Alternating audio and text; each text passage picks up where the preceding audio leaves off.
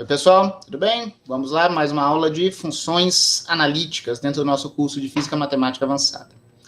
Pessoal, o que a gente viu na aula passada? Né? A gente está passando muito rapidamente por análise complexa, imaginando que vocês já tiveram contato com esse tema. Né? Eu enfatizei na aula passada uma noção que nem sempre é explicitada, que uma função do tipo f de xy, tendo uma parte real e uma parte imaginária dependentes de x e y, nem sempre vai ter boas propriedades. Para ter uma boa propriedade, que a gente chama que é função analítica, elas têm que depender de x e y não isoladamente, mas só combinados na forma x mais y igual a z.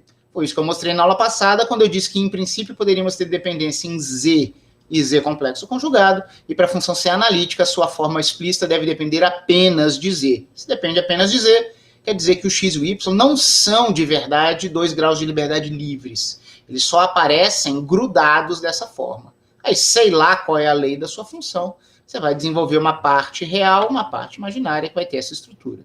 Só que isso vai fazer com que a U e a V, por elas terem nascido dessa estrutura rígida unindo x e y, vão ter propriedades especiais. Tá bom?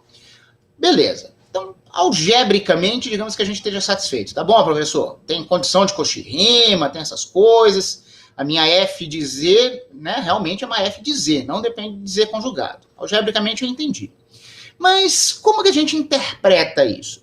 Pessoal, na verdade, estudar funções analíticas é exatamente percebendo as várias propriedades maravilhosas que essas funções têm, que ilustram o significado de ser analítica. Mas antes da gente entrar nesses resultados mais específicos, geometricamente, tem alguma intuição do que está rolando numa função analítica? Tem, certo? Tem uma intuição, sim. E só um detalhe, não é porque você teve uma função que não depende do z conjugado, e, portanto, a sua f é uma f de z, também ninguém disse que a derivada vai existir na vizinhança de qualquer ponto. Então, trocando em miúdos, se você tivesse uma função dependente de x e y, que, quando você troca por z e z conjugado, viesse a depender do z conjugado, essa função não é analítica, em lugar nenhum. Mas, quando ela depender só de z, também isso não quer dizer que ela estará bem definida em qualquer lugar. Então, você tem que depender só de z, mas você vai ter falhas. Você não vai ocupar todo o plano complexo no teu domínio. São esses pontos que a gente vai chamar de singularidades, tá bom? Então, aqui eu vou querer destacar, vou motivar os próximos desenvolvimentos aqui da aula com essas duas observações, certo? Primeira observação é como interpretar geometricamente o fato de uma função ser analítica. Depois da gente fazer essas interpretações, aí a gente vai começar a discutir singularidades. A minha f depende só de z, mas mesmo assim não é em todo o plano complexo. Tá bom? Então vamos aqui ver a interpretação da condição de analiticidade. Então tá um desenho aqui super carregado. Vamos tentar olhar para ele aqui com alguma calma. Tá bom? Um monte de símbolos aqui, calma. Um monte de símbolos, um monte de desenhos. Pessoal, se uma função é analítica em um certo ponto Z0. Isso quer dizer que ela é diferenciável naquele ponto Z0 do plano complexo e em alguma vizinhança, talvez pequena, mas em alguma vizinhança desse ponto. Tudo bem? Derivada existe naquele ponto e aquela expressão e a derivada também existe em uma pequena vizinhança daquele ponto. Ótimo. Pessoal, qual é a ideia de derivada? Por enquanto, esqueçam esses módulos aqui, ó. Tá vendo aqui, ó? Olha esse cara. Esquece o módulo e pensa. Derivada da função num certo ponto do seu domínio Z0. Isso aqui é definido como limite da variação na imagem da nossa função, quando a gente desvia de Z0 por um pouquinho, dividido pelo pouquinho.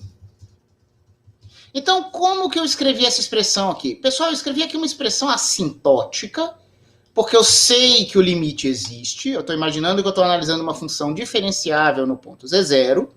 Então, o f' será o limite. Só que, se eu tenho o limite, eu tenho um processo de aproximação.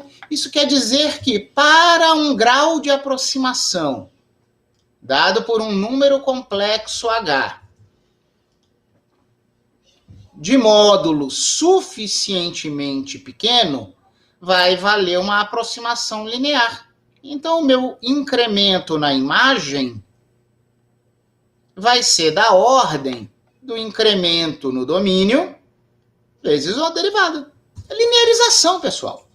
Só o cuidado que eu tomei para tomar, o que eu tive que tomar aqui a gente sabe que não existe ordem nos números complexos, não existe um número complexo maior do que o outro.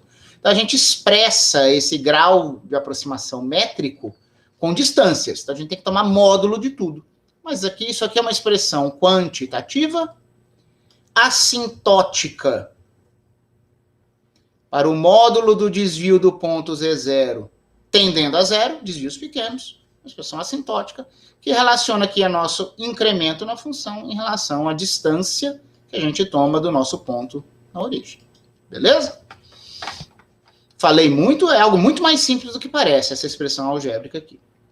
Então, vamos olhar aqui. A gente está imaginando uma função que tem como domínio aqui um plano complexo. É o plano complexo, variáveis, né, componentes x e y. Então, a gente tem um certo ponto Z0, que eu marquei aqui. Pessoal, os complexos são essa maravilha, né? Cada complexo é um par ordenado, mas a gente inventou uma álgebra para ele ser um escalar, mas ele também é um vetor. Então, pus aqui uma relação bem vetorial, porque isso ajuda o raciocínio que eu quero ilustrar com esse desenho aqui. Tá bom? Então, tem aqui um vetor localizando o ponto Z0. Tá bom? Aí, a gente vai imaginar que essa nossa relação aqui é assintoticamente válida para Hs de módulo pequeno, para qualquer H. Então, tem aqui um número complexo H, eu vou somar Z0 com H. Isso pode ser visualizado como uma soma vetorial. E, então, eu vou para o ponto Z0 mais H. Ó, adição vetorial igual física 1, certo? Adição de vetores no plano. É o que os complexos são. Tá bom? Depois eu vou dizer aqui qual é o papel dessa circunferência tracejada. Mas a relação vetorial aqui acho que é simples. Agora, olha só o que eu vou fazer. Eu vou imaginar o mapeamento realizado pela minha função f. Uma função complexa minha, pessoal, ela engole um complexo e me devolve um complexo, certo? Então, é um outro plano complexo. Um outro plano complexo. A gente costuma usar as letras x e y, dos nossos z's no domínio x mais y, e a gente costuma usar aqui u e v para o nosso u mais iv, bem no espírito da nossa expressão geral para imagens também. Parte real, parte imaginária. O u e o v nesse plano complexo, né, do contradomínio, fazem o papel do x e o y no domínio. Então, aqui a gente põe U e V. E vamos fazer a transformação por uma F analítica, para a qual vale essa expressão. Então, primeira coisa, em algum lugar nós vamos ter aqui o nosso F de Z0. É a imagem de Z0 pela nossa função F. É um número complexo. Então, está aqui localizado em algum lugar. Tá bom? A gente vai ter aqui F de Z0 mais H. É a imagem deste ponto aqui, embora eu tenha representado ele como um vetor. Mas é um ponto, final desse cara. Aí ele veio parar aqui. Tá bom? Pessoal, sem precisar colocar módulos, pensando como números complexos mesmo, a gente tem aqui um vetor deslocamento, que é o vetor F' de Z0, que é um número complexo, vezes H, que é um número complexo. Tudo bem? Isso aqui vale mesmo sem módulos, por isso que eu estou colocando aqui como vetor. Tudo bem? Tá? Então, de novo, ó, esse menos esse igual a esse. É a expressão sem módulos que a gente tem ali. Maravilha? Agora, vamos tentar explicar por que eu coloquei o esboço de uma circunferência aqui e aqui. Tá? Pessoal, ó, a distância entre as suas imagens, que é a sua imagem do ponto original, e a imagem de qualquer ponto perturbado, a distância entre essas imagens, quando eu falo distância, eu estou considerando o módulo, não depende da fase da perturbação do pequeno deslocamento H no domínio só depende do módulo. A distância entre as imagens não depende da fase ou da direção de H. Está aqui, só depende do módulo. Então, eu tenho esse H aqui, do jeito que eu esbocei aqui. Mas se fosse um outro H apontando para cá, onde eu estou fazendo com o mouse agora, aquela relação ali não iria mudar desde que o H tivesse o mesmo módulo. Ou para cá, ou para cá. A direção da perturbação H é irrelevante, certo? Então, notem que se a direção de H é irrelevante, quer dizer que não interessa qual fosse H, que eu podia imaginar como um tipo de fasor girando aqui, certo? Com qualquer ângulo que você pudesse imaginar no plano, não importa. Eu sei que a minha imagem aqui, f de Z0 mais H, vai estar aproximadamente dada por uma circunferência. Por que eu tenho que dizer aproximadamente aqui, pessoal? Aqui eu poderia conceber H realmente sempre de mesmo módulo, só que a distância nas imagens, pessoal, isso aqui é uma expressão assintótica. A gente sabe que para qualquer caso finito tem correções de ordem de módulo ao quadrado de H, módulo ao cubo de H, tá bom? Então, para ser bem preciso, qualquer caso finito que você fosse fazer aqui, você ia ter uma certa ondulação nessa imagem aqui, tá bom? Não precisa ser regular, aí vai depender da função f, certo? Só não é uma circunferência precisa. Mas notem, qualquer que fosse essa trajetória descrita pela ponta desse vetor aqui, f de Z0 mais H, essa trajetória pode ficar tão próxima quanto eu queira de uma circunferência à medida que eu fosse, mentalmente, reduzindo o módulo de H. Então, notem que a gente tem uma isotropia no nosso incremento da função aqui, certo? Não interessa a direção de H, a gente tende a ter sempre mais ou menos o mesmo incremento em módulo da nossa imagem. Tá bom? Vamos contrastar mentalmente. Eu não vou esboçar esse resultado negativo aqui. Pessoal, se você tivesse uma função não analítica que pudesse depender do z conjugado também, você vai ter algo aqui na expressão de primeira ordem que apareceria que não dependeria apenas do módulo de H. Na verdade, o próprio conceito de uma derivada de uma função de única variável nem valeria, né? A gente teria que olhar aquela diferenciável da f, caso a f dependesse de z e z conjugado. O fato é, se a gente tivesse uma função não analítica, esse lado direito não dependeria apenas do módulo de H.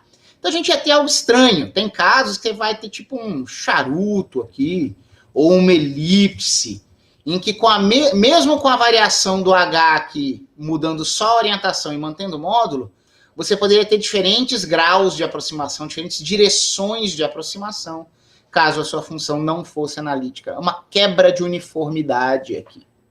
Notem que isso que eu falei aqui, pessoal, vale para qualquer função analítica em torno de qualquer um dos pontos do seu domínio, onde ela seja analítica, é um comportamento geral.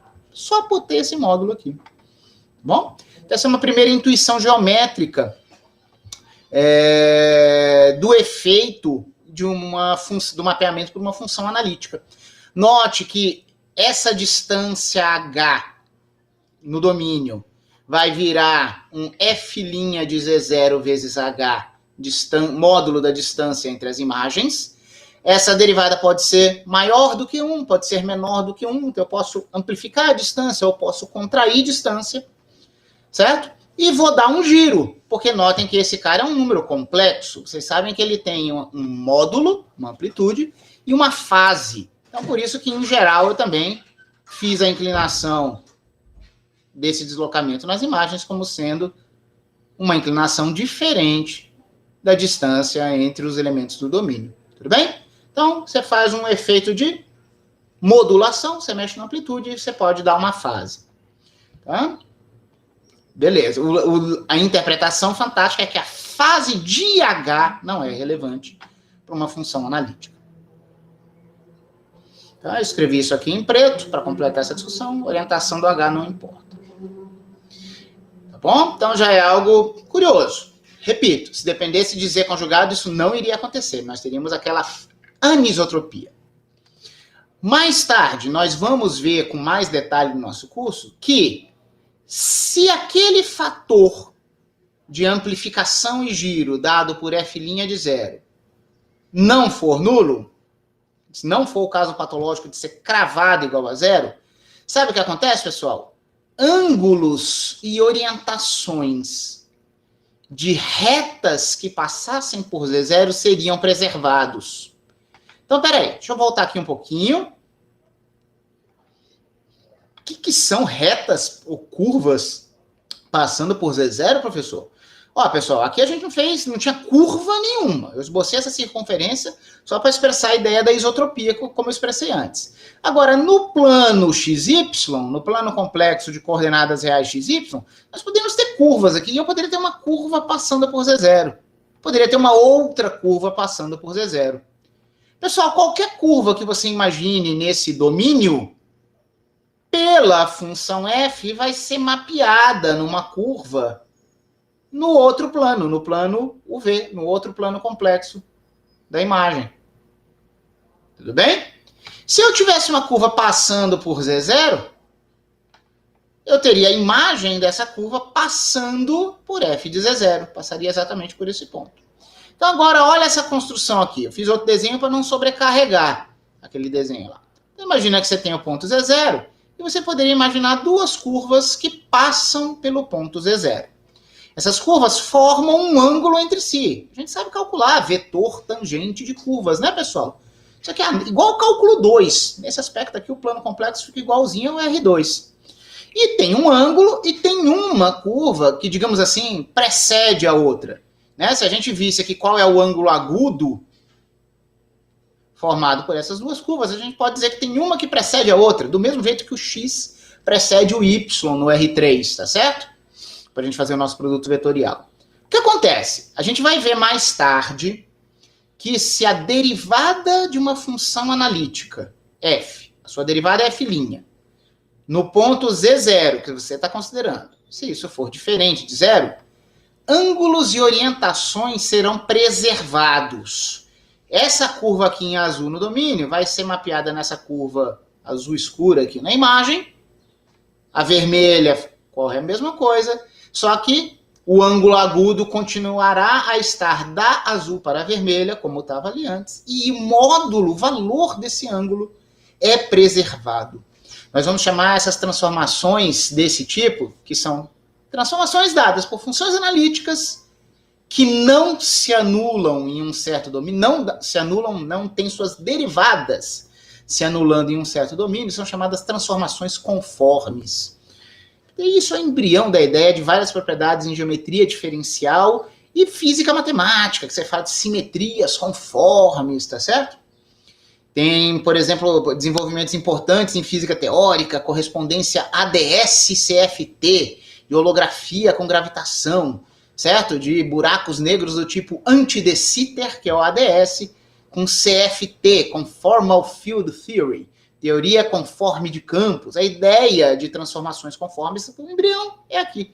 É essa preservação de estrutura local das nossas funções. Claro que tem muitos outros desenvolvimentos para você chegar nessas aplicações que eu mencionei, só que a gente fala muito em simetrias conformes e teorias conformes de campos, em vários desenvolvimentos modernos de física teórica. A ideia nasce aqui. Mas eu não vou mostrar isso aqui hoje. Eu só quero mostrar que o primeiro nível de ordem especial que nós vimos para uma função analítica, que é aquela isotropia em relação às perturbações, tem uma outra manifestação de ordem aqui agora, que é essa preservação de ângulos e orientações. Pessoal, funções analíticas são rígidas em algum sentido.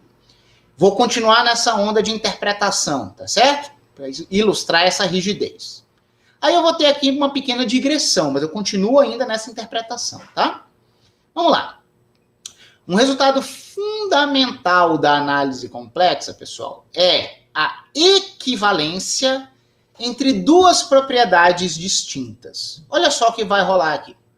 Propriedade 1. F ser diferenciável em um certo ponto Z0 e em alguma bola aberta ao seu redor. Ué, professor, essa é a definição da F ser analítica em Z0, né? Foi isso que eu escrevi para vocês e que muitos livros escrevem, mas segura a onda. Qual que é a segunda propriedade? Uma função f poder ser expressa como uma série de potências desse tipo aqui. Série de potências, uma série de Taylor, envolvendo os termos que vocês conhecem, enésimas, derivadas, centrada no ponto Z0. E vocês sabem dos cursos, né, de cálculo 4, cursos de séries e coisas do tipo, mesmo no caso real, vocês sabem que tem a ideia de algum círculo de convergência.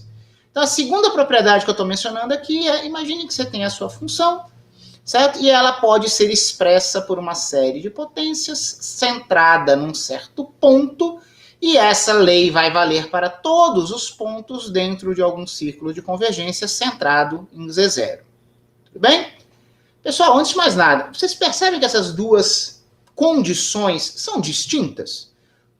Uma condição é f ser diferenciável num ponto e numa bolinha ao redor dele. Eu não estou falando de expansão em série nem nada.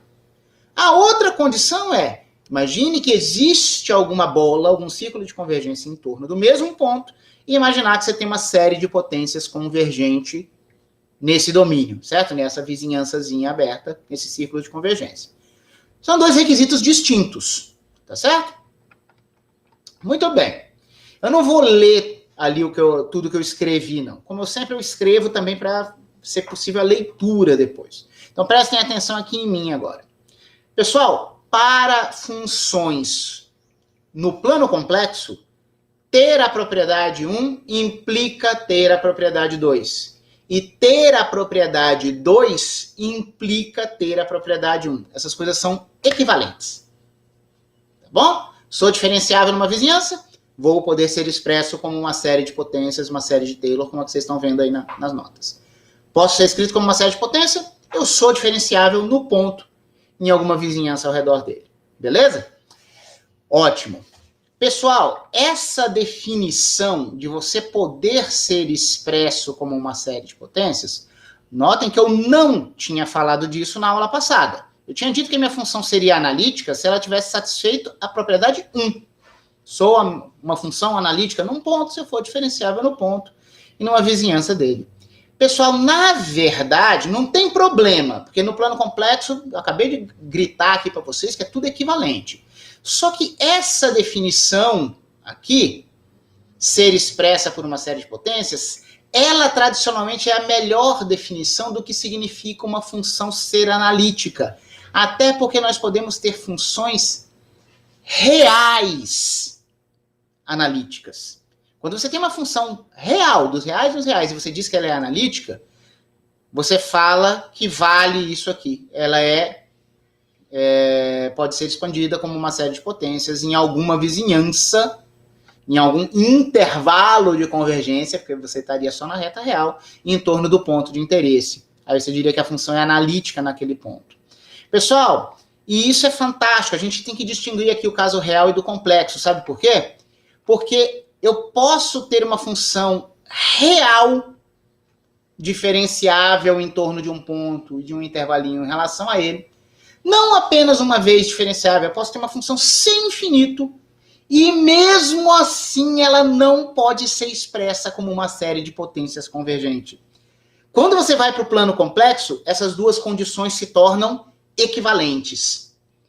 Quando a gente está no caso mais restrito de funções reais, essas duas condições não são equivalentes. Então, você dizer que você tem uma função analítica complexa é algo muito mais poderoso do que você dizer que você tem uma função analítica real. E aí, sendo bem preciosista, talvez a gente pudesse dizer que a condição 1 seria a definição de uma função analítica holomorfa. Eu já vou escrever aqui o que isso quer dizer. E a condição 2 seria a condição para que uma função complexa fosse analítica. E aí o que eu estou dizendo que é um importantíssimo resultado da análise complexa é que dizer que uma função ser holomorfa é a mesma coisa que ela ser analítica. Então a gente pode usar os termos como sinônimos para funções complexas. Tudo bem? Então olha só, é a mesma coisa, eu preciso de definições diferentes? Pessoal, em outros cenários, ser analítica e ser diferenciável numa vizinhança aberta significam, não precisam ser equivalentes. Então, é um pequeno preciosismo aqui só para destacar que tem duas coisas que estão se manifestando como iguais, mas não precisariam ser assim. Tá bom? Eu não vou demonstrar isso, tá? É um resultado formal, talvez você já tenha ouvido falar, mas também ficaria rigoroso demais para o nosso contexto aqui. Então, mas eu destaco aqui nas minhas observações que essa equivalência não ocorre na análise real. Pessoal, pensem nas funções teste da teoria de distribuições. O nosso tópico anterior aqui no curso. A gente não imaginou que a gente tinha funções que eram sem infinito sempre, só que de repente elas podiam vir a zero e ficar sempre iguais a zero? Pessoal, esses pontos em que a sua função teste zerou e vai ficar sempre zero, se você fizer uma série de potências pensando em uma das laterais dela, na lateral que é identicamente nula, a série de potências tem que estar definida no intervalo aberto do ponto. Você concluiria que a série de potências diria que a sua função tem que ser identicamente nula nas duas laterais do ponto em questão. Só que ela é sem infinito por um outro lado, e ela zera de um lado, mas não do outro. Então, não sei se vocês lembram, quando a gente estudou a teoria de distribuições, eu disse que as funções teste são funções suave, sem infinito, diferenciáveis em qualquer lugar, em qualquer vizinhança, de qualquer ponto, mas elas não seriam analíticas, porque a série de potências não concorda necessariamente com a condição de você ser diferenciável num aberto, uma vizinhança do ponto. Nos complexos, isso é tudo igual. Tá bom? Então, eu comentei aqui, em geral, normalmente é a condição 2 de série de potências, é que não interessa se a sua função é real ou complexa, esse é o critério que a gente usa para dizer que a função é analítica. Então, vários livros de análise complexa veem a condição da aula passada ser diferenciável num aberto e chamam isso de definição de função holomorfa. Tá? Alguns textos reservam o termo função holomorfa para funções complexas que satisfazem a primeira condição. Mas, reconheço, pode parecer um preciosismo, a equivalência que quer dizer que vira sinônimo. Para nós aqui nessa etapa do curso, dizer que você tem uma função regular, analítica ou holomorfa em um ponto, estamos falando de funções complexas, é tudo a mesma coisa. Vão valer as duas propriedades. Você é diferenciável no aberto e você tem série de potências. Tá bom? Pessoal, o que quer dizer o termo holomorfo? Lembram que eu estava interpretando ainda, né, buscando visualizações geométricas do que seria ser uma função analítica? Holo, né, vem do radical grego, se não me engano, todo, né? O todo. Então, e morfismo, claro que tem a ver com forma. Pessoal, funções holomorfas, analíticas, como eu disse para nós, isso é sinônimo agora, elas exibem uma rigidez estrutural, um termo aqui entre aspas, né, que tem propriedades fantásticas. Você conhecer o comportamento de uma função holomorfa em qualquer subdomínio, eu só vi aqui, eu não sei o que aconteceria com essa função em outros lugares. Não interessa, se eu sei que a função é analítica, se eu olhei só um subdomínio bem menor, né, uma região menor do que o que poderia ser, isso determina o seu comportamento em todo o plano complexo. Eu conhecer a forma aqui me dá a forma no todo. Por isso que elas são chamadas de holomorfas. Pessoal, olha o contraste disso com uma função teste, tá? Dadas as distribuições. Funções suaves, sem infinito. Mas se você olhasse uma vizinhança de um ponto na região em que a função teste já localizou e ficou zero, você olha aqui, essa função é identicamente nula. Se você fosse querer extrapolar isso aqui para toda a reta real, você ia dizer que você teria toda uma função identicamente nula em toda a reta real. E não é assim que são as funções teste. Olha a diferença. Aqui, nessa analítica, se eu souber o que acontece em algum domínio, claro que não é na reta real, é em todo o plano, eu sei o todo, eu consigo expandir aquele conhecimento para o todo. Vamos elaborar essa ideia. Isso aqui é fantástico, certo? Mas é por isso que elas são holomorfas. Pessoal, eu vou esboçar aqui, né, acho que foi uma das piores demonstrações de teorema que eu fiz. Eu fiquei, né, não quis me alongar muito, mas eu acho que é fácil de ver. Vejam esse resultado aqui, ele tem tudo a ver com o que eu quero falar agora, tá? Embora pareça que eu estou mudando de assunto. Não estou, não. Teorema. Se eu tiver uma função f analítica em um domínio, ômega. Então, ó, tá vendo essa fronteira aqui de baixo? Já vai olhando, ó, tem um domíniozão ômega. Eu tenho uma F analítica em ômega. Só que eu sei que essa minha F, vou imaginar que ela se anula em alguma bola aberta dentro do domínio ômega. Essa minha bola, pessoal, foi exatamente o que eu quis dizer com subdomínio na minha frase ali acima, tá bom? Então, olha só, a F é identicamente nula na bola. Pessoal, qual é a conclusão do teorema? A minha função será identicamente nula não só na bola. Ela tem que ser identicamente nula em todo esse domínio que continha a bola. Se eu me anulei em algum conjunto maciço o suficiente, certo? Não pode ser num ponto, tem que ser num domínio, num subdomínio, uma bola aberta, certo? Se a minha função foi identicamente nula aqui e não tem singularidade em lugar nenhum, eu disse que a F era analítica em todo o ômega, então, na verdade, pessoal, a gente está sendo humilde demais. Esse anulamento por identidade vale em todo o ômega. Esse é o conteúdo do teorema. Eu vou esboçar a ideia aqui, ó. Eu escrevi ali a demonstração, mas eu acho que eu vou ficar só na figura e falar aqui para vocês, tá bom? A gente vai fazer aqui um esboço, como eu disse, foi uma das piores demonstrações que eu já fiz, porque talvez eu tenha escrito ali de uma forma muito concisa, mas eu vou falar aqui de uma forma clara. Então, imagina que você tem essa região onde a sua função f é identicamente nula. Isso é a hipótese do teorema. Se eu vou dizer que isso aqui é uma bola, eu vou dizer que tem um centro Z0. Beleza. A gente vai fazer uma demonstração aqui por absurdo. Imagina que você tem algum ponto Z1 em que a F não seja nula. Um ponto Z1 dentro do domínio ômega, mas no qual a função não se anula. Tá? O que vai rolar aqui? Pessoal, a minha F é analítica em todo lugar aqui dentro. Isso também faz parte da hipótese do teorema. Se ela é analítica, em qualquer lugar, ela é diferenciável em qualquer lugar. Se ela é diferenciável em qualquer lugar, ela é contínua em qualquer lugar.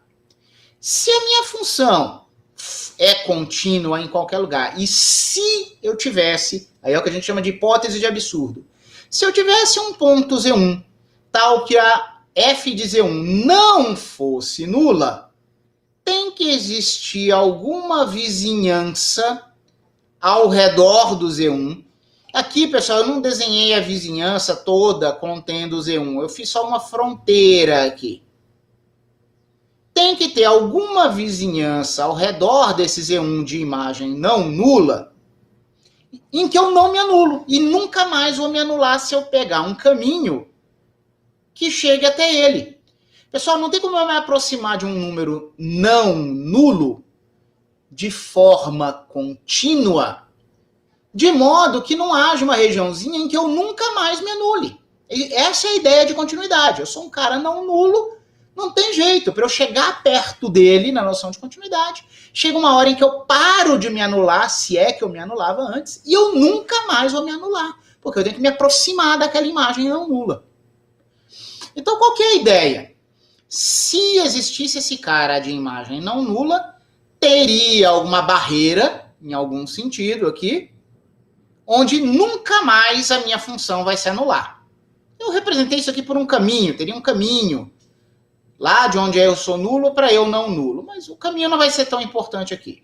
Mas o fato é que qualquer ponto para cada barreira teria imagem não nula. Tá, mas então deixa eu fazer o seguinte. Eu tinha essa minha bola aberta onde a minha função se anulava.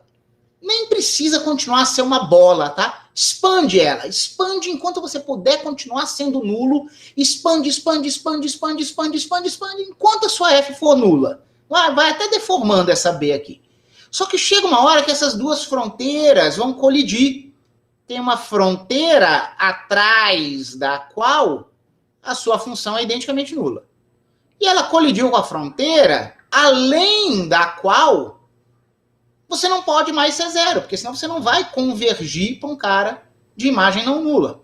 Tudo bem? Então, digamos que W aqui seja um ponto de imagem não nula, digamos assim, o mais próximo possível, em algum sentido. Isso aqui, nem de longe, é uma demonstração, né, pessoal? mais próximo, porque tem um monte de termos imprecisos aqui. Mas a ideia da prova fica aqui. Então é um cara de imagem não nula, digamos assim, o mais próximo possível do meu conjunto, onde eu sei que a minha imagem era nula.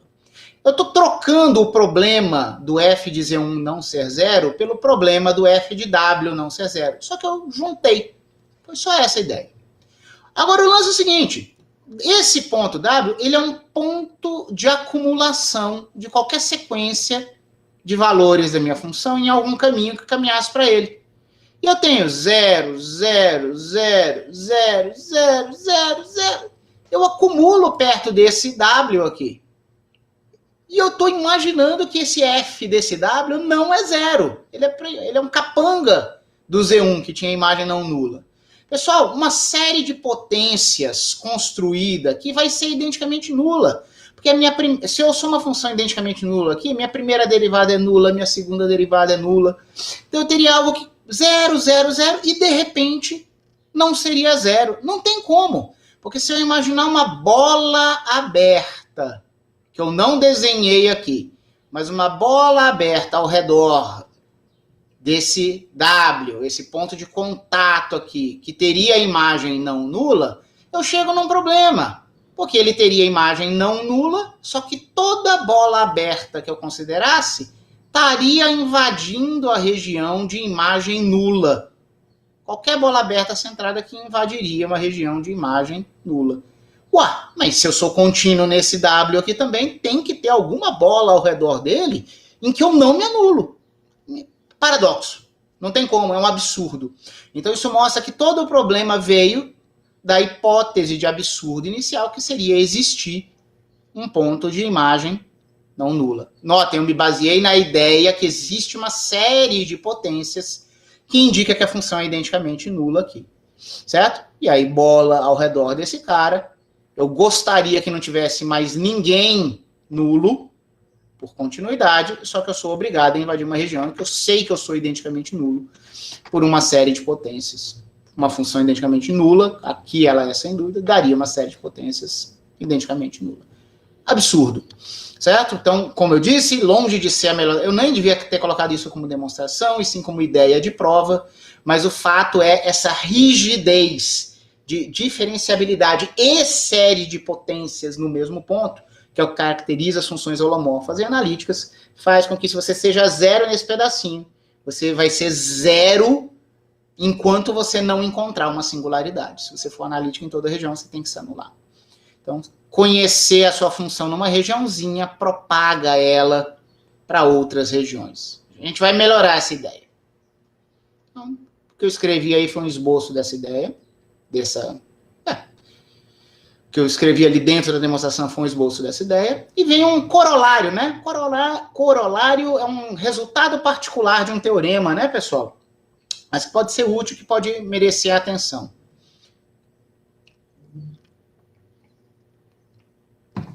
Pessoal, é trivial isso aqui, tá?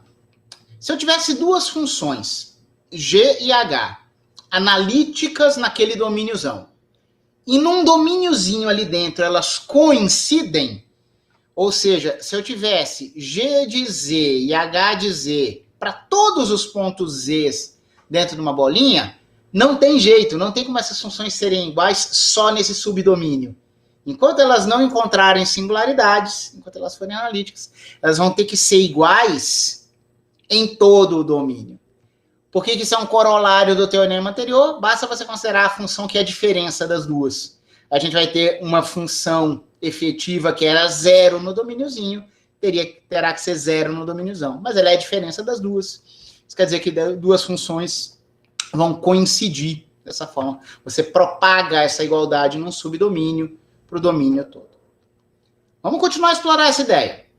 Só que agora a gente vai começar a falar também das falhas de analiticidade, as singularidades. Então, muito rapidamente, eu vou passar pelos tipos de singularidades mais simples que existem, que são as singularidades isoladas. A gente vai relembrar algumas coisas aqui. Só que depois eu vou voltar para essa ideia de coincidência de funções em certos subdomínios, tá bom? Pessoal, então, singularidades, nossa função depende só de Z, só que pode não existir em todo lugar. Ok? Daqui a pouco, na próxima aula, na verdade, né, a gente vai falar de singularidades não isoladas. Pessoal, qual que é a ideia? Uma singularidade é isolada se houver alguma vizinhança em torno daquele ponto em que eu não tenho analiticidade, que não pega outras singularidades. Ela é isolada, ela é isolável por alguma vizinhança suficientemente pequena. Essas são as singularidades mais simples. Mas nós também discutiremos no futuro próximo singularidades não isoladas. Qualquer bola que você coloque em torno de uma dessas singularidades pega outras, infinitas outras. Nós teremos linhas de singularidades, tá, pessoal? Mas só na próxima aula. Vamos estudar as isoladas. Eu imagino que vocês já conheçam esse material aqui. Me digam se não for o caso, tá? Mas é só para a gente relembrar a fenomenologia dessas singularidades isoladas. Pessoal, a gente pode ter Z0 como sendo uma singularidade removível se existe o limite da nossa função quando Z tende a Z0. Só que oficialmente o Z0, por algum motivo, estava excluído do domínio da nossa F. Isso aqui é uma singularidade que às vezes nem merecia o nome singularidade, tá, pessoal? Mas a gente chama de removível. E o exemplo padrão é esse aqui, ó. Seno de Z sobre Z. Se vocês lembrarem de um dos limites trigonométricos fundamentais do cálculo 1, que é seno de x sobre x tende a 1 quando x tende a 0, o mesmo resultado vale nos complexos, isso aqui tende a 1, pessoal. Só que oficialmente, z igual a 0, a origem do plano complexo, não está nesse domínio. Mas existe o limite do z tendendo a 0, independentemente da direção. Então, essa função poderia ser trocada por outra, que é a função original, com o domínio original, mas você chega lá e tampa o buraco. Tudo bem? Atribui uma imagem para a origem, que é uma imagem compatível com o limite disso aqui. A gente chama isso de singularidade removível, existe o limite. Vocês conhecem, já estudaram até mesmo teoria de resíduos, tá certo? Eu sei disso. Vocês conhecem a ideia de um polo de ordem M. Um polo de ordem M, pessoal, é um tipo de singularidade isolada em que o módulo da sua função vai para mais infinito quando você se aproxima desse polo, dessa singularidade. Só que não basta só dizer que você vai para infinito, né? Quando eu falo da ordem M, eu sei que eu posso dizer o seguinte: se eu tentasse matar o infinito da minha função com um binômio anulador fraco de ordem suficientemente baixa, eu não consigo domar o infinito, eu ainda vou explodir. Só que eu vou dizer que eu tenho ordem M se houver um certo valor desse meu termo regularizador aqui, M, no mínimo, em que dali em diante eu consigo matar o infinito. Sempre vai dar finito. Na verdade, pessoal, se o K for cravado igual a M, isso aqui pode dar qualquer valor finito, e na verdade, para K estritamente maior do que M, o meu anulamento vencerá o meu infinito e eu iria até para 0. Mas eu pus todos esses casos juntos aqui como finito. Tá bom? Então, isso aqui é o que tem que acontecer, essa é a fenomenologia, para você ter uma divergência, né? Um polo de ordem M, de alguma função F. Então, F não é analítica em Z0. A gente diz que é uma singularidade isolada, né? Polo de ordem M, se nós tivermos esse comportamento que vocês estão vendo aqui. Eu disse, imagino que vocês já estudaram isso. Só para a gente fazer uma conexão com algo que a gente mencionou na teoria de distribuições também, né, que são os zeros de uma função. Pessoal, se o Z0 for um polo de ordem M dessa função, nesse sentido que eu falei aqui, polo de ordem M da F, ele será um zero de ordem M da função 1 sobre F. Eu estou dizendo que, em geral, o meu 1 sobre F vai ser do tipo Z menos Z0 elevado a M vezes uma G de Z, que não se anula naquele ponto. Todo anulamento vem aqui de um termo de ordem M. Pessoal, oficialmente a gente deveria demonstrar esses teoremas todos, tá? Só que isso é bem conhecido, mesmo que vocês não tenham visto antes, não faria, mas é intuitivo. Então, não vou investir tempo em demonstrar tudo isso. A gente não tem tempo para isso, infelizmente. Tá bom? Mas é bem intuitivo.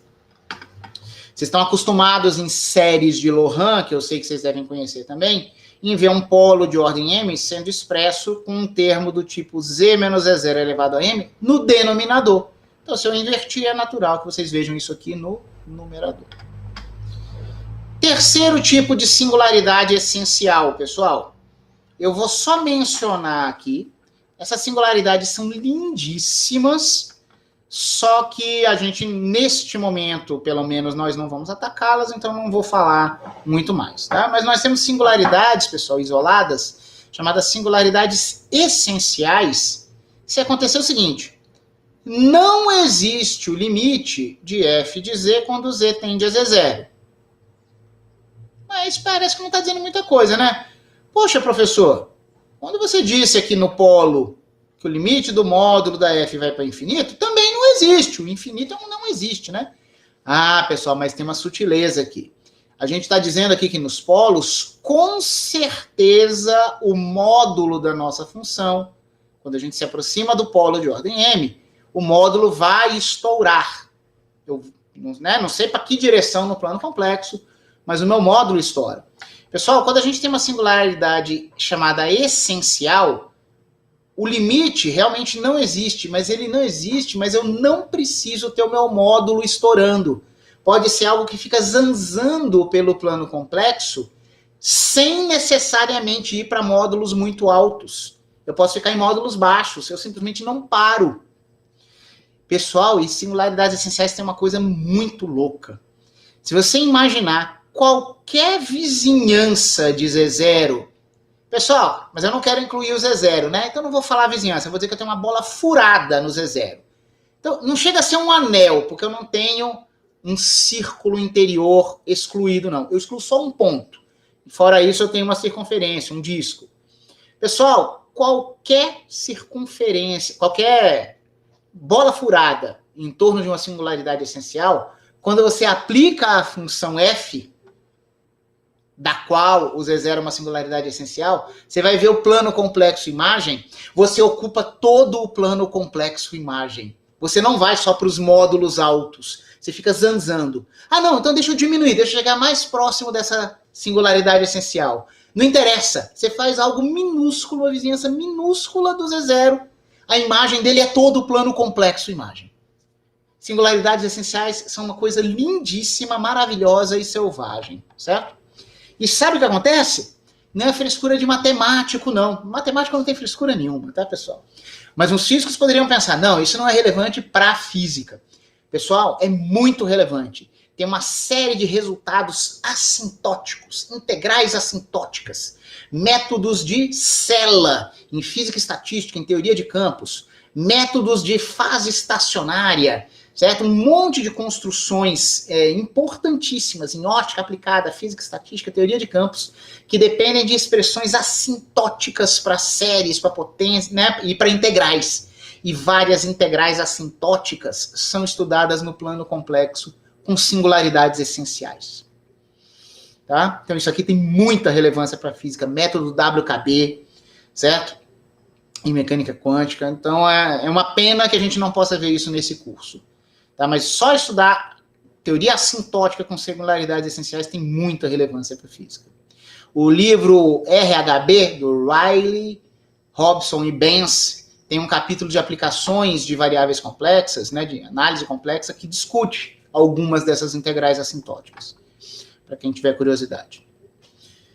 Muito bem, eu estou continuando aqui a caracterizar essas singularidades essenciais. Elas têm esse comportamento que eu estou falando aqui para vocês, e eu imagino que vocês já conheçam série de Loran, estou só passando por alguns pontos, né, pessoal? Você sabe que a série de Loran é uma generalização de série de Taylor, porque nós podemos ter termos que não são exatamente potências, né, mas que são expoentes negativos.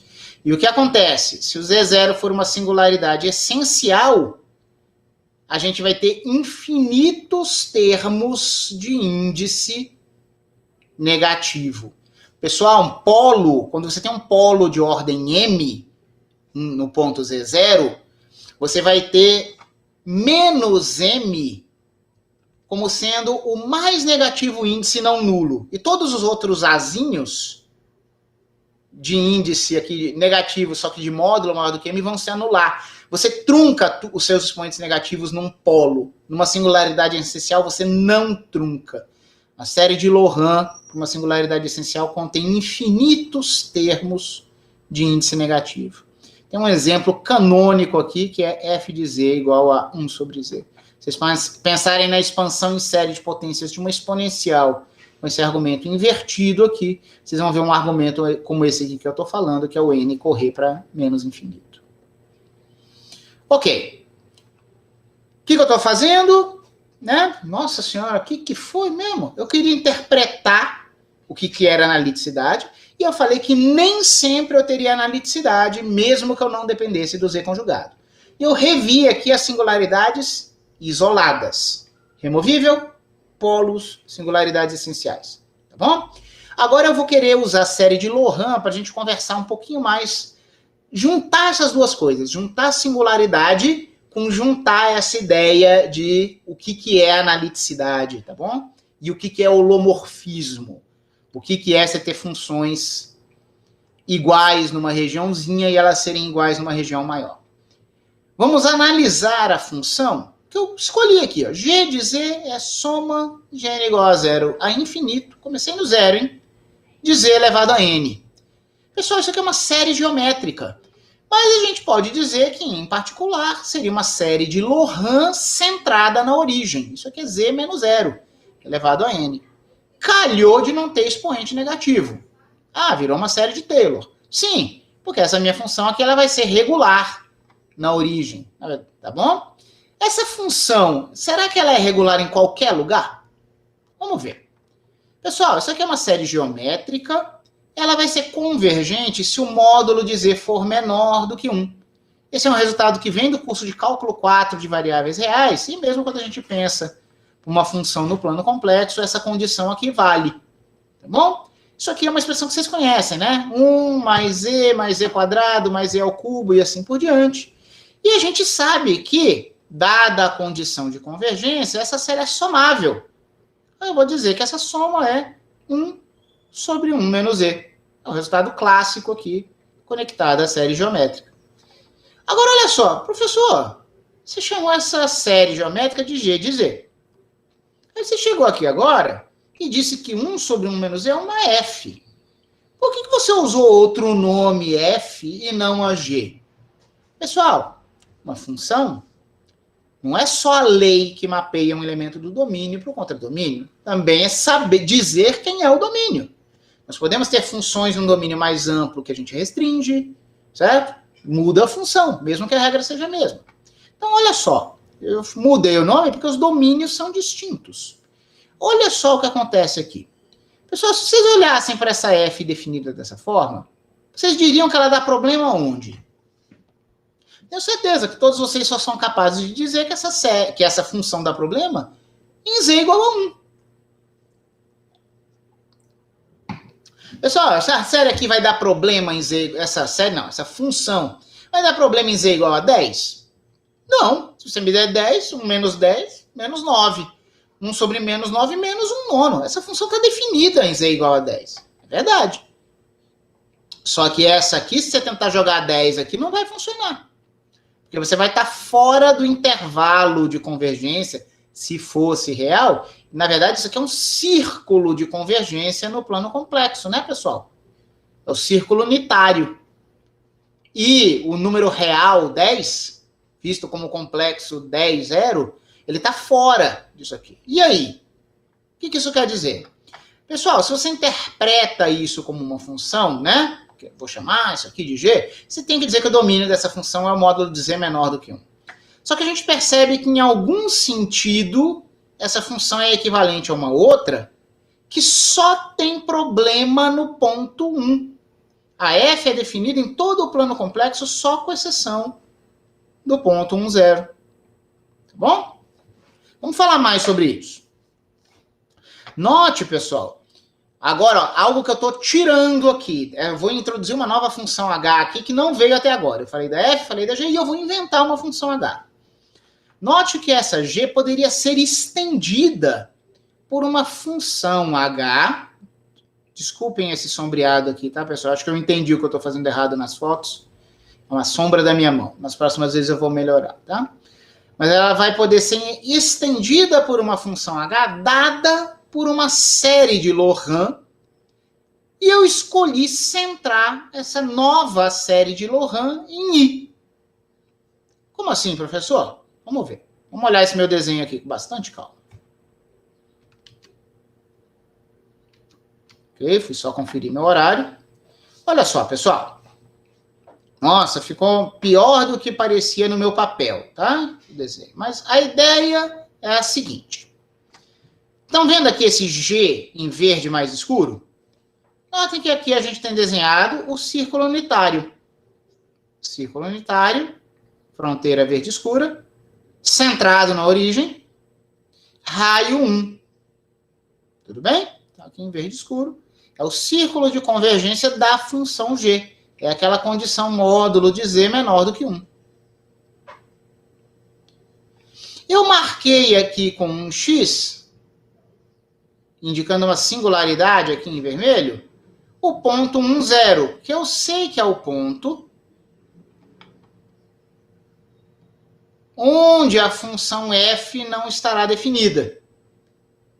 Só que z igual a 1 não está incluído no nosso ciclo de convergência. Então, realmente, já tinha um perigão da própria G ter problema nesse ponto, certo? Mas está aqui. Digamos que a motivação desse ponto singular aqui tenha sido só a f. Agora, olha só o que eu escolhi arbitrariamente fazer. Eu falei, quero pegar a função f, que só tem problema no ponto marcado em vermelho, e eu quero fazer uma expansão da função f centrada no ponto i, que aqui no meu plano complexo é 0, 1. Eu quero fazer uma nova expansão de Loran. Eu poderia dizer que a G era uma expansão de Loran da F centrada na origem. Tá bom? Pessoal, eu falo Loran no sentido geral, né? Por que deu Taylor? Por que deu geométrica? Por que não teve N's negativos aqui? Pessoal, porque minha função é analítica em 0. Em Z igual a 0 não tem problema. Tá bom? E agora, eu ouvi, porque tem uma pergunta, só um segundinho, tá? Então agora eu escolhi pegar a F e fazer uma outra expansão de Loran em torno de um outro ponto. Eu escolhi o ponto I e quero fazer uma expansão de Loran da F em torno de I. E o que vai acontecer? Essa minha nova expansão vai ter um raio de convergência também. Tá bom?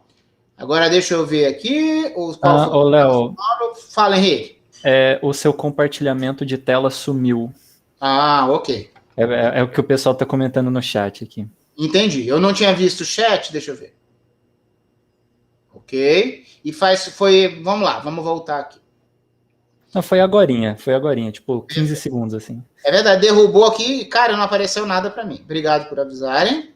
Deixa eu iniciar a apresentação de novo.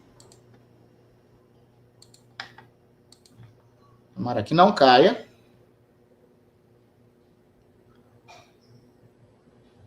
Voltou, pessoal? Voltou, tá tudo certo. Tudo bem. O que eu preciso repetir? Bom, aqui particularmente parou no momento em que você estava comentando o que você ia fazer com sua outra função, que não a G, tá. Depois que você definiu que ela tem um problema no ponto 1, 0. Tá bom, vamos lá. Então vamos lá. Eu posso interpretar que a minha G, pessoal, era uma Loran da F centrada em 0. Tudo bem? Por que ela não envolveu... Por que ela não envolveu coeficientes de índice negativo? Porque Z igual a 0 é um ponto regular para F. Não é singularidade. Z igual a 0 não dá problema. Então, a gente sabe que Loran degenera numa Taylor quando você está centrando num ponto onde a sua função é analítica. Então, não tinha surpresa nenhuma. Mas mesmo assim, eu vou falar Loran, em geral. Agora, eu quero fazer uma nova Loran da F. Só que vai ser uma Loran da F. Eu escolhi porque eu quis escolher centrar no ponto I do plano complexo, que tem coordenada 0, 1. E a minha Lohan, eu sei que ela vai ter a validade, porque eu imagino que vocês já estudaram séries de Lohan. A gente sabe que quando você parte de um ponto que poderia até ser uma singularidade, a gente teria um anel, uma coroa de convergência, na verdade, coroa é o melhor termo, uma coroa de convergência que seria tão grande quanto fosse possível pelas singularidades. Certo? Então vamos ver como que funcionaria isso. Eu já indiquei aqui qual vai ser o raio de convergência, mas a gente vai ver isso aqui aparecer do nosso resultado. Mas eu quero que vocês enxerguem que a H é uma outra, digamos assim, restrição da F a um outro domínio, diferente da restrição que foi G. Vejamos. Eu digo aqui que eu vou ter uma expansão em série de Lohan de H. Em princípio, eu vou ter índices arbitrários. Vou ter certos coeficientes que nesse momento aqui não são importantes, embora eu vá achá-los. Só que eu tenho que centrar em torno do ponto I, Z menos I elevado a N. Eu só quero dizer que quando existir essa H, pessoal, a gente vai obter esses HNs daqui a pouco. O que importa nesse primeiro momento é perceber que a G foi uma restrição a um domínio e que agora nós vamos ter uma restrição da F em outro domínio.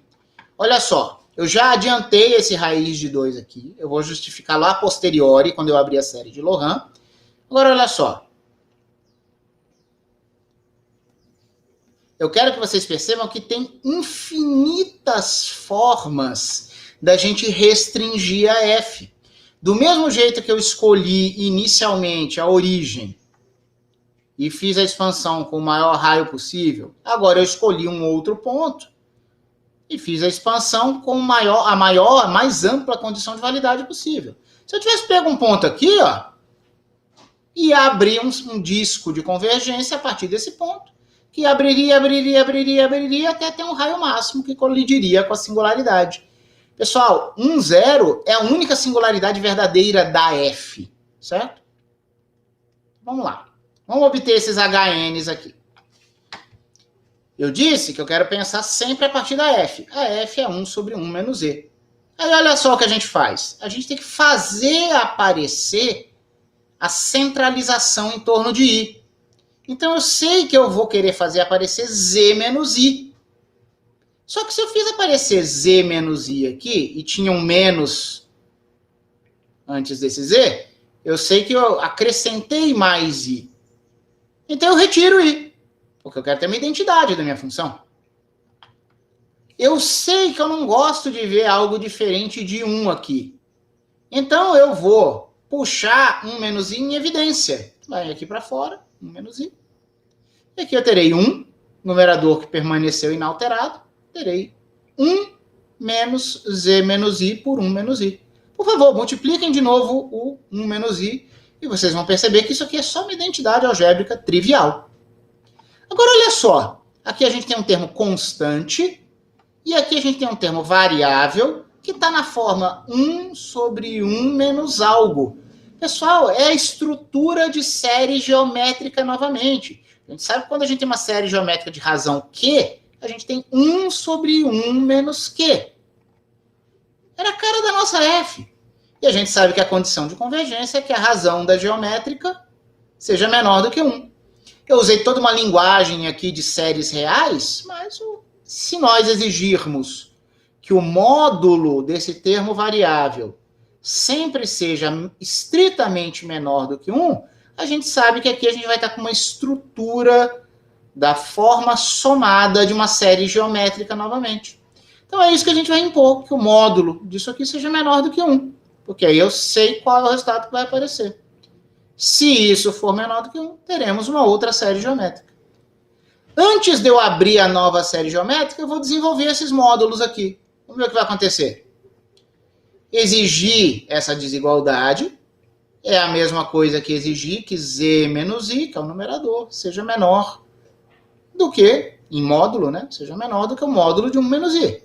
Pessoal, só que isso aqui é um módulo de uma constante complexa, que vale raiz de 2. Olha só que maravilha.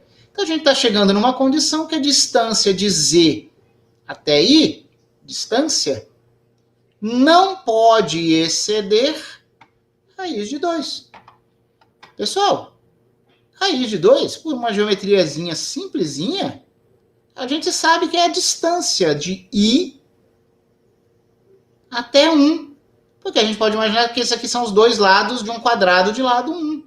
Então é claro que essa distância aqui do novo ponto em que a gente escolheu centrar até a singularidade mais próxima é raiz de 2, que seria a diagonal de um quadrado, com esses lados aqui.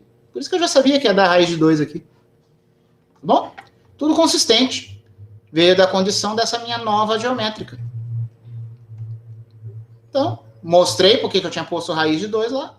E agora, pessoal, eu quero abrir o meu 1 sobre 1 menos e, não no formato da G, centrado na origem. Eu quero abrir no formato da H, centrada em I. E eu acabei de mostrar para vocês que isso é 1 sobre 1 menos I, vezes uma série geométrica com essa razão. Então, isso é 1 sobre 1 menos I, soma de n0 a infinito daqueles fatores que fazem o papel da geométrica. Só que agora é z menos i sobre 1 menos i. Identificando aqueles coeficientes hzinho n, é claro que todo mundo é nulo para os índices negativos, porque eu comecei em 0 a série geométrica, e a gente vai ter um certo número aqui para os n's não negativos. Pessoal, era absolutamente esperado que nós não tivéssemos coeficientes para os índices negativos, porque a nossa função é analítica em I. A nossa função 1 sobre 1 menos i não tem problema colocar I aqui, vai dar 1 sobre 1 menos i. É um ponto regular.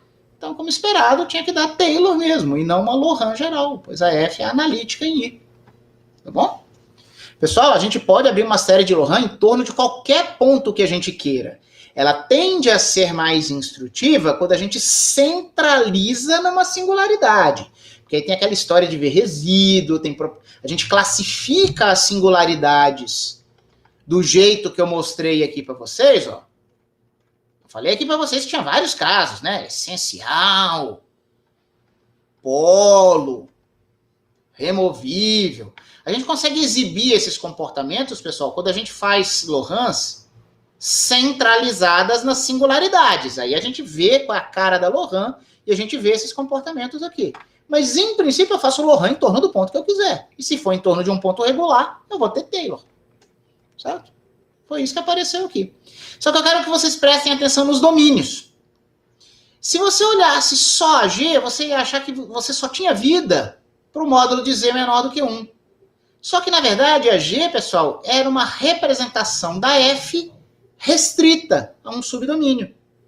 Notem que a gente poderia dizer que o domínio da G foi estendido para outros lugares. Eu poderia pegar qualquer ponto onde eu saberia fazer a G, tudo bem que eu peguei aqui um ponto extremo, certo?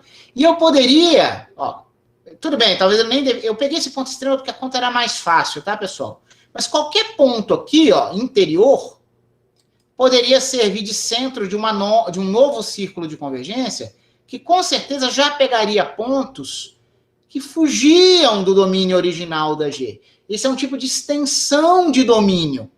Pessoal, a F, ela brota aqui pra gente, a F, quando a gente faz a mais ampla extensão de domínio possível. Você só tem que evitar esse safadinho desse polo simples de ordem 1 em Z igual a 1.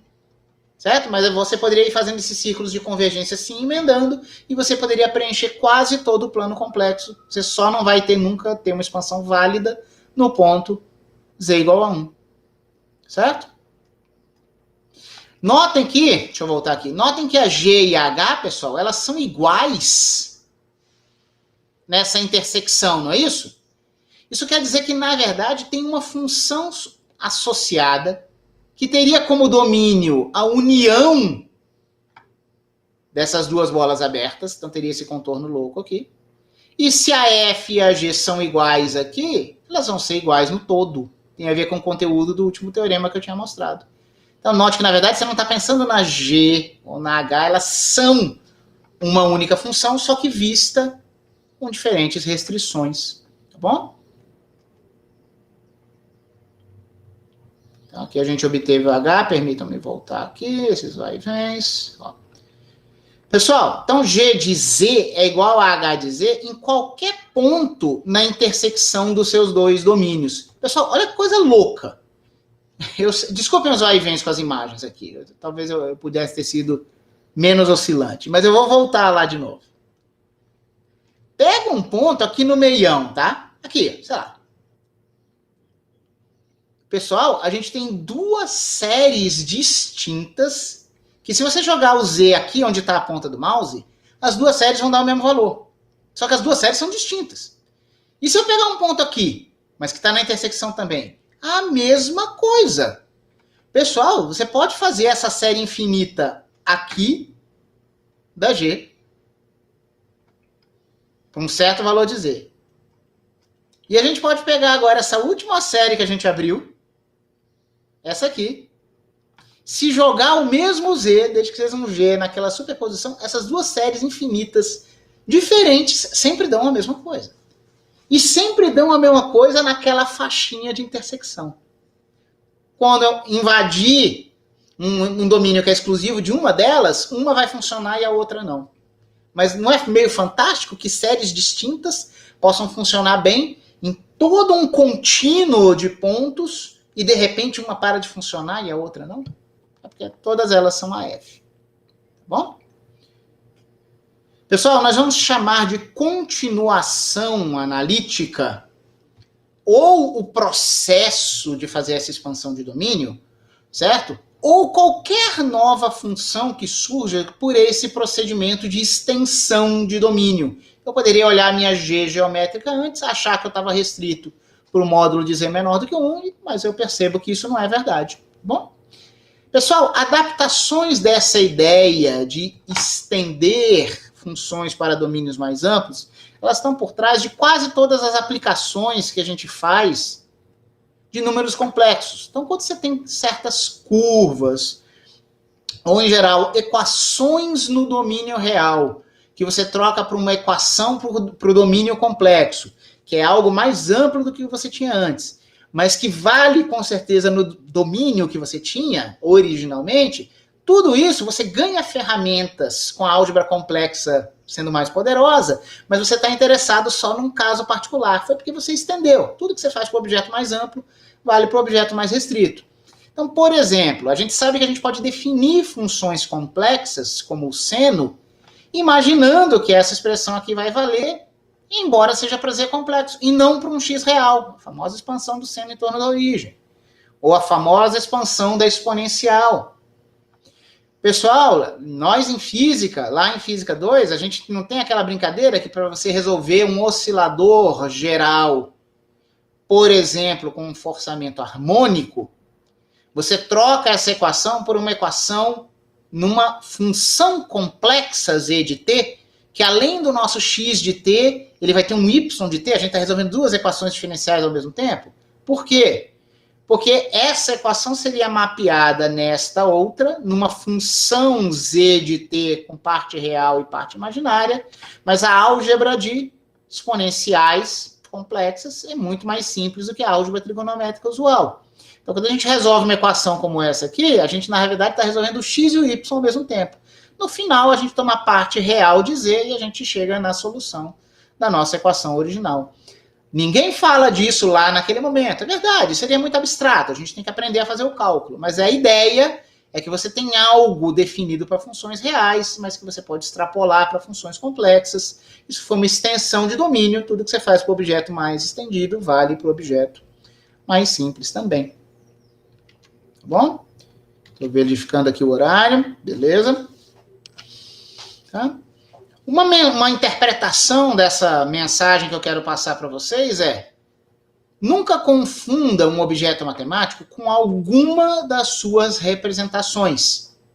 Qualquer representação foi uma forma que você escolheu de olhar aquele objeto. E às vezes você até restringe o objeto. Tá bom? Então, o plano complexo, as funções complexas nos dão um poder mais amplo em comparação com as funções reais. Um outro exemplo dessa mensagem é representação polar, né? Eu sei que vocês conhecem isso, mas deixa eu só mencionar. Vocês sabem que a representação polar de um número complexo, com uma amplitude real positiva, R, do tipo E aí θ, onde θ é um ângulo real também, né? Um número real, ela é indefinida na origem, né, pessoal? A gente consegue pegar qualquer ponto do plano XY, do plano complexo, e ao invés de dar x e y, a gente pode dar r e θ, certo? Nosso ângulo no plano complexo. Só que na origem não está definido, né? Porque na origem o seu r é igual a zero. A origem não tem um θ, é um ponto em que essa representação aqui não presta. Mas isso não quer dizer que esse ponto não pertença ao domínio de uma função. Eu posso ter uma função muito bem comportada na origem, eu escolho uma representação polar porque eu quero responder certas perguntas sobre aquela função, um ponto do domínio não cabe naquela representação, mas isso não quer dizer que o ponto não pertence ao domínio, certo, pessoal? Tudo depende do caso. O fato é a representação polar não vale para a origem. Então, olha só, para ter um exemplo concreto do que eu estou falando aqui, ó. Pode ser conveniente a gente representar uma função como f de z igual a z quadrado na forma polar. Se a gente for fazer isso, a gente acaba escrevendo explicitamente que temos uma f de r θ, que vai ser r quadrado, e aí 2θ, por causa do quadrado. Ó, z igual a zero não tem problema nenhum aqui, tá? Só que quando você escolheu fazer isso, isso não vale para a origem. Porque isso aqui só vale para r estritamente positivo. Não vale para r igual a zero, porque, repito, é como se tivesse um vetorzinho que virou vetor nulo, não faz sentido dizer que você tem um θ porque não tem direção. Então, quando você escolheu essa representação, você sabe que não vai poder responder nada sobre a origem, embora a origem faça parte do domínio da função. Tá bom? Tá, parece que eu estou mudando de assunto, né? Pessoal, eu aproveitei esse gancho de diferentes representações para realmente mudar um pouquinho de assunto aqui agora, tá? Eu vou começar a motivar aqui o que a gente vai discutir na próxima aula, que são certas transformações no plano complexo, e para a gente entender as funções menos triviais, tá certo? Nós temos funções complexas que naturalmente terão singularidades não isoladas. Eu não vou poder falar disso hoje, eu vou encerrar a aula agora nessa página aqui, tá? Mas eu vou querer que vocês já comecem a pensar nessas transformações. Olha só, eu vou aproveitar essa representação polar de f de z igual a z ao quadrado para comentar o seguinte. Pessoal, será que essa função dos complexos nos complexos, que mapeia z em z ao quadrado, tá? Pessoal, ela é uma função inteira, tá? A gente usa o termo função inteira para dizer que ela é analítica em todo o plano complexo, apesar da representação polar excluir a origem. Mas ela é inteira. Essa função não é injetora, pessoal. Essa função não é injetora. Lembra o que é a função injetora? Imagens individuais. Elementos diferentes do domínio certamente teriam imagens distintas entre si. Não é o caso aqui. Mas, se nós restringirmos o domínio dessa função, ela vai se tornar injetora. Não dá para entender nada do jeito que eu falei. Vamos ver umas figurinhas? Vamos olhar essas figuras aqui e vamos pensar na função f de z igual a z quadrado. Parece muito simples, né? F de z igual a z quadrado. Qualquer número complexo faz o quadrado dele. Mas sabe, eu quero fazer a representação polar aqui, eu falei na representação polar, para eu trazer essa ideia de quando que a nossa função pode ser injetora ou não. Aqui a representação polar é muito conveniente. Olha só. Imagina que você tem aqui um número Z1 qualquer, que está aqui no primeiro quadrante. Tá bom? Tá aqui, é um número Z1. Eu não pus flechinha, tá? Na verdade, ou eu faço a flecha ou eu marco o ponto, né? Mas eu fiz um segmento aqui, pessoal, porque vocês vão perceber daqui a pouco que eu vou extrapolar o meu raciocínio para imaginar como que aconteceria, não com um certo número Z1, mas com todos os números que estivessem numa certa semi-reta, tá bom? Mas olha só, por enquanto imagine um número complexo Z1 do primeiro quadrante.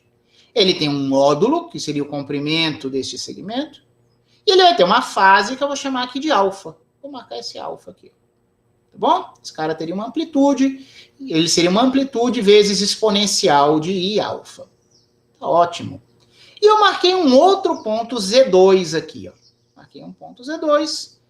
O ângulo dele, que a gente chamaria de fase dele, seria 180 menos beta, π menos beta, só que eu achei mais relevante, mais instrutivo, marcar esse ângulo complementar beta aqui. Esse não é o ângulo dele na representação polar. Repito, seria π menos beta. Tá bom, mas está aqui um outro número Z2. Vamos imaginar o que acontece com esses dois pontos pela ação de f de z igual a z ao quadrado. Olha só o que acontece aqui. O que vai acontecer com esse cara? Pessoal, vou subir aqui um pouquinho. Ó. Quadrado da amplitude, dobro da fase. Então eu tenho certeza que esse cara aqui, ó, eu não escrevi isso, mas imagina que esse módulo é 1, porque eu não quero fazer um módulo diferente aqui, porque não ia caber no meu gráfico. Então imagina que esse módulo ficou inalterado, então imagine que esse módulo inicial era 1, tá bom? Quadrado de 1, 1. Mas o ângulo dobra. Então se eu tinha alfa antes, eu vou para 2 alfa. Então não só este ponto aqui nessa extremidade veio parar aqui, no plano da imagem, UV, né, enquanto no domínio era XY, como eu posso imaginar o seguinte, pessoal. Todos os pontos que vivessem na reta, segue aqui meu mouse, todos os pontos que vivessem na semi-reta, da origem passando por Z1, todos eles teriam o mesmo ângulo alfa nas suas representações polares. Então, todos eles vão parar nessa semi-reta aqui do contradomínio de ângulo 2 alfa. Uma reta com uma certa inclinação, uma semi-reta com uma certa inclinação, vai ser mapeada numa outra semi-reta com o dobro da inclinação. Então, eu encheria um monte de pontos aqui, eu encheria todos os pontos dessa semi-reta aqui. Toda essa região aqui embaixo, pessoal, de um setor angular de ângulo alfa, vai ser mapeada, vou encher os pontos desse setor angular 2 alfa. Pontos que vivessem aqui, ó, ângulo 90 graus, que vivessem no eixo Y, eles vão parar aqui com ângulo 180.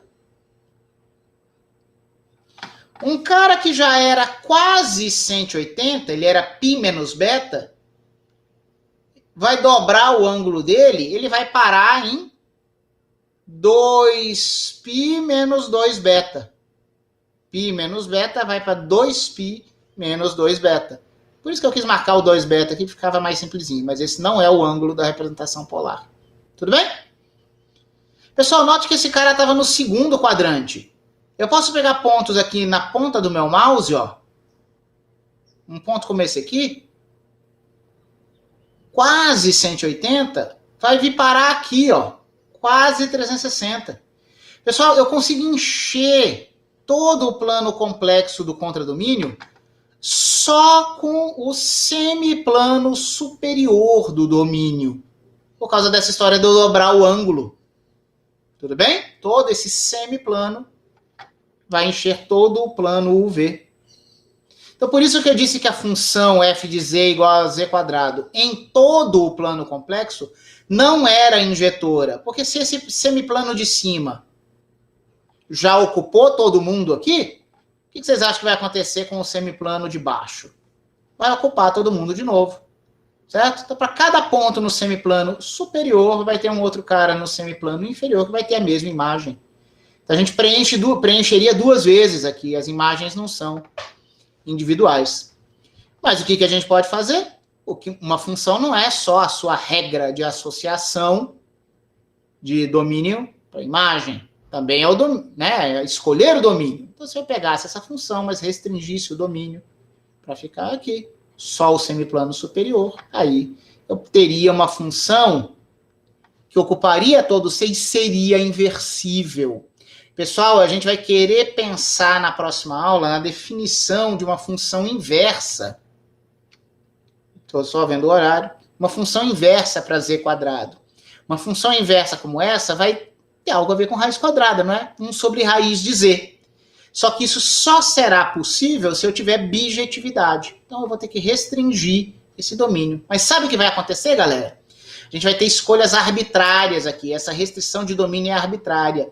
Então, por exemplo, nós veremos surgirem dois ramos, duas folhas de duas possíveis funções inversas. Uma função inversa que vai surgir com uma restrição de domínio e outra folha que surgiria com outra restrição de domínio. E essas restrições de domínio são arbitrárias.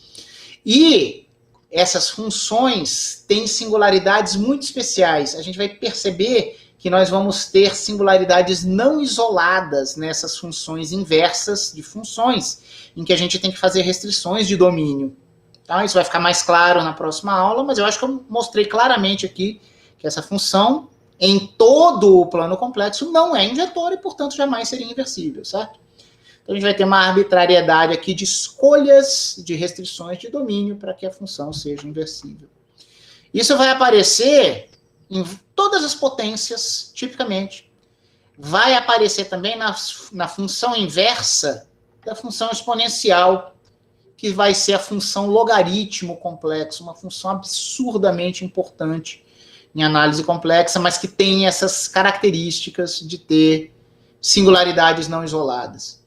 Notem que isso vai aparecer na exponencial também, pessoal, porque, olha só, a exponencial real é um modelo de monotonicidade, né? Exponenciais decrescentes ou exponenciais crescentes. É o que acontece quando a gente tem exponenciais dos reais nos reais.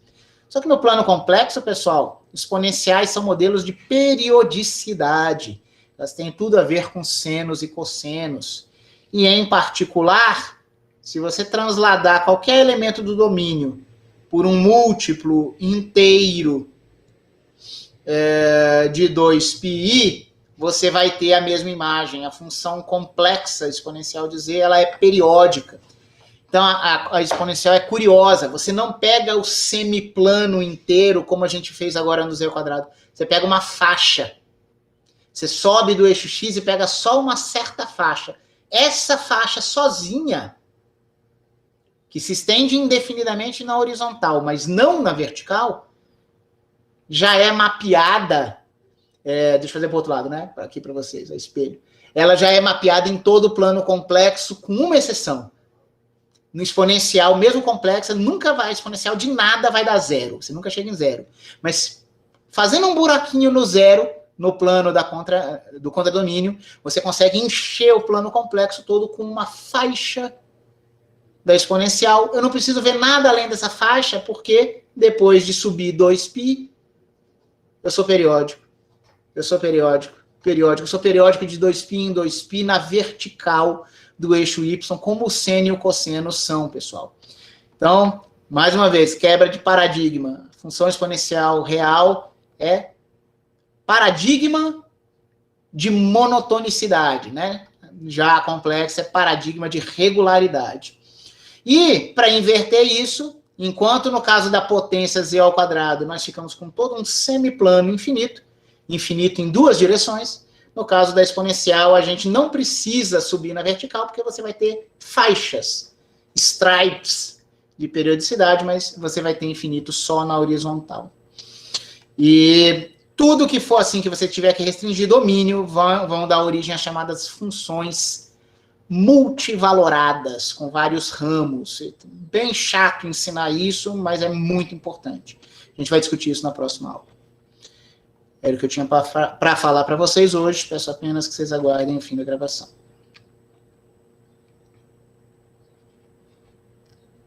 Ok. Eu não estou vendo aqui, peço apenas um segundo, o fim da gravação.